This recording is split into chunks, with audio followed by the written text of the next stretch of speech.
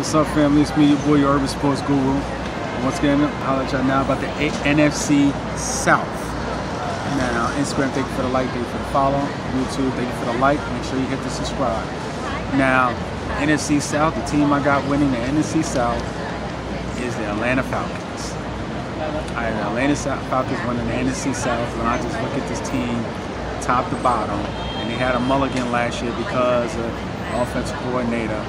But I think it's do or die for them this year. I think it's do or die for them because if they don't, I think heads might roll. I think definitely the offensive coordinator out there, and if not, I think Dan Quinn will be on the hot seat. You know, and I just look at the team; they're just so talented offensively. You got an MVP quarterback. You know, you have two good running backs, not one, but two good running backs. You got a good offensive line. You know, Julio with complimentary targets. You know, Calvin Ridley is going to be big for them. I like Calvin Ridley. Roll Tide. And they have a defense that is built for when this offense is scoring a lot of points and you got to try to come back against them. They're built for that. They are built for that. They are so fast. They're not great yet, but they have a defensive-minded head coach. I like Atlanta very much. Then you have New Orleans. What they've built defensively with those draft picks. You know, Marcus Lattimore, I think he's going to be a stud. And I think that team as a whole has such a bad taste in their mouth from the miracle in Minnesota that they're just going to want to rewrite that. They're going to want to change that up. They're going to want to do something about that. They're going to come out there and they're going to put foot to ass. I like the kid Davenport with them. I really like him.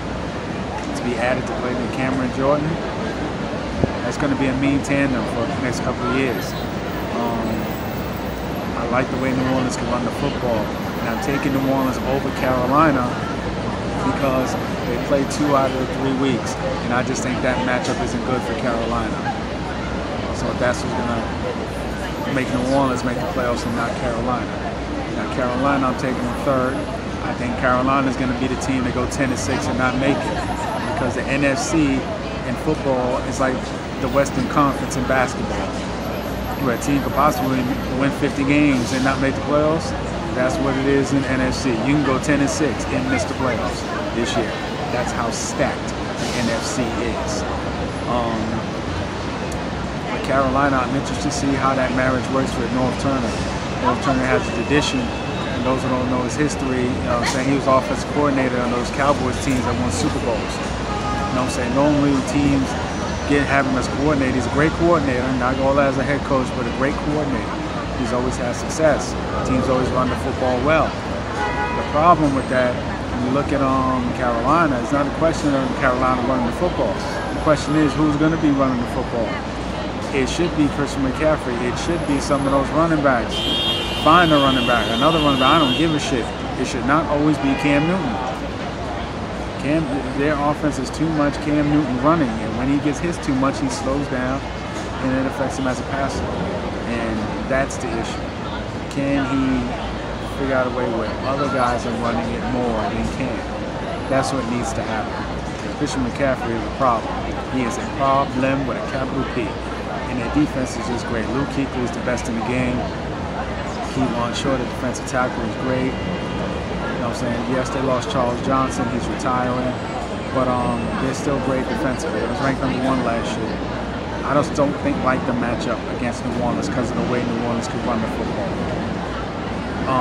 Last but not least, I say the Tampa Bay Bucs, they bring it up the rear. I expect them to have like a 2-14 season, some shit like that. And this is not a team that's bereaved of talent, particularly on the offensive side of the ball. They are not bereaved of talent. This is why I think that's going to be a very attractive landing spot come next year for the next coach after Dirk Cutter probably get fired. For another quarterback after probably Jameis Winston's out of there. Jameis Winston, I was really high on him because of all his physical tools, and he's a traditional drop back passer.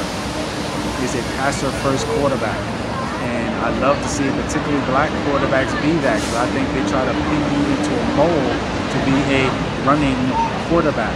He wasn't that. He is a pure passer with great arm talent that what term you constantly hear, but he has all those physical gifts, and he just has a problem when it comes to women, among other things. I don't even want to comment any further, but the nigga got issues, man. He need to correct that shit before he even worry about football. And I mean, they had Deshaun Jackson and the other receiver and O.J. Howard, Roll Tide. Like, they have a lot of weapons there. They a lot of pieces to build on for next year. This year, 4-12 at best. That's the NFC South.